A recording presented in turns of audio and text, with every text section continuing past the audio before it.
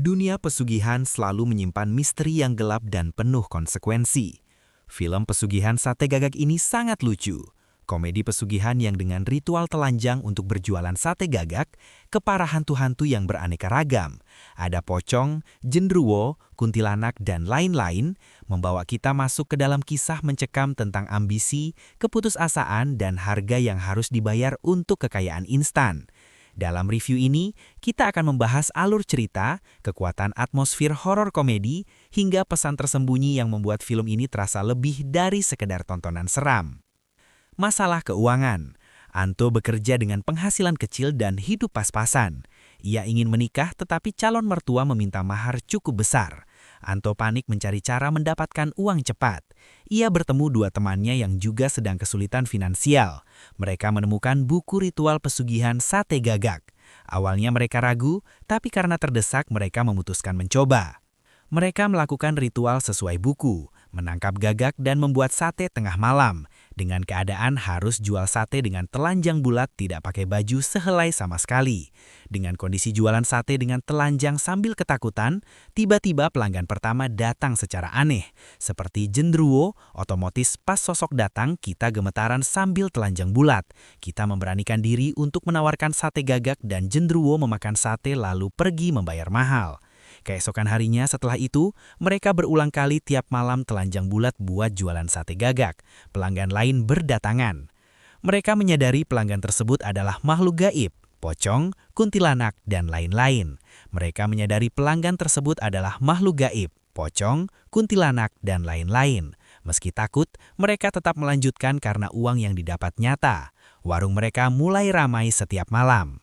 Uang mereka semakin banyak.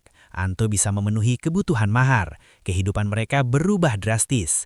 Mereka semakin bergantung pada pesugihan. Namun mulai muncul gangguan. Penampakan, suara gagak, kejadian aneh di sekitar mereka. Mereka mulai sadar ada konsekuensi. Makhluk gaib makin sering datang dan menuntut dilayani. Mereka tidak bisa berhenti begitu saja. Salah satu dari mereka mulai mengalami gangguan atau kerasukan atau ketakutan.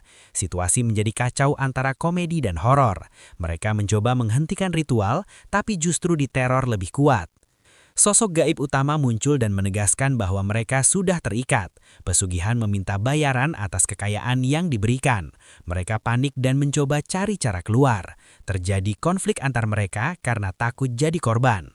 Setelah teror makin intens, Anto dan dua temannya sudah benar-benar panik. Warung mereka malam itu terlihat berantakan. Sisa arang masih menyala redup. Asap dupa menggantung di udara dan suasana terasa berat. Mereka sepakat untuk tidak membuka warung lagi, berharap semua kejadian berhenti begitu saja. Namun justru malam itu keadaan menjadi lebih menyeramkan. Lampu warung tiba-tiba berkedip cepat. Pintu yang tertutup bergerak sendiri seperti didorong dari luar. Suara gagak terdengar berulang-ulang lebih keras dari biasanya. Mereka bertiga berdiri saling berdekatan, jelas ketakutan. Salah satu dari mereka berkata dengan suara bergemetar, "Kayaknya kita nggak bisa berhenti gitu aja." Tiba-tiba suasana menjadi sunyi total. Tidak ada suara kendaraan, tidak ada angin. Seolah dunia di luar berhenti. Dari arah pintu, muncul sosok yang selama ini hanya mereka rasakan kehadirannya. Sosok itu berdiri diam, menatap mereka tanpa ekspresi. Anto mencoba bicara. Kami mau berhenti." Tidak ada jawaban langsung, beberapa detik hening, lalu suara berat terdengar, menegaskan bahwa mereka sudah menerima balasan dari ritual yang dilakukan. Kekayaan yang mereka dapat bukan tanpa konsekuensi. Sosok itu kemudian menyampaikan bahwa pesugihan tidak bisa dihentikan begitu saja, ada bayaran yang harus diberikan. Ketiga sahabat itu langsung saling menatap. Mereka mulai menyadari bahwa ini bukan sekedar gangguan. Ketika kata tumbal disebut, suasana langsung berubah tegang. Tidak dijelaskan secara detail siapa atau apa yang harus menjadi tumbal, tetapi maknanya jelas, sesuatu yang berharga harus dikorbankan. Ketiga sahabat itu langsung panik. Salah satu mulai curiga pada yang lain. Ada yang mundur perlahan. Anto mencoba menenangkan situasi, namun rasa takut membuat mereka saling tidak percaya. Mereka sadar bahwa jika pesugihan ini meminta korban, maka salah satu dari mereka bisa saja menjadi target. Suasana berubah kacau. Mereka berdebat, saling menyalahkan siapa yang pertama kali mengajak melakukan ritual. Ketegangan meningkat antara takut, bingung, dan tidak tahu harus apa. Scene ini ditutup dengan mereka bertiga dalam keadaan terpojok, menyadari bahwa keputusan mencari uang cepat telah membawa mereka ke situasi yang jauh lebih berbahaya. Pagi hari setelah kejadian malam itu, suasana terlihat sangat berbeda. Warung yang sebelumnya ramai kini tampak berantakan. Kursi tidak tersusun rapi, sisa arang sudah dingin, dan tidak ada lagi asap dupa. Cahaya matahari masuk dari depan warung memperlihatkan kondisi yang lebih jelas. Semuanya seperti kembali normal, tapi terasa kosong. Anto dan dua temannya duduk lemas. Mereka tidak banyak bicara. Wajah mereka terlihat capek, seperti tidak tidur semalaman. Mereka mencoba menghitung uang yang tersisa, tetapi jumlahnya jauh berkurang dibandingkan sebelumnya. Kekayaan yang sempat mereka nikmati seolah menghilang begitu saja. Salah satu dari mereka menghela nafas panjang. "Balik lagi, kayak awal," katanya pelan. Anto hanya mengangguk. Ia melihat sekeliling warung, mengingat semua kejadian beberapa malam terakhir. Tidak ada lagi pelanggan aneh, tidak ada suara langkah misterius, dan tidak ada rasa mencekam seperti sebelumnya. Namun suasana hening itu justru terasa janggal. Mereka mulai membereskan warung perlahan. Kursi disusun kembali, meja dibersihkan, dan sisa asu arang dibuang. Semuanya dilakukan tanpa banyak bicara, seolah mereka masih memproses apa yang baru saja terjadi.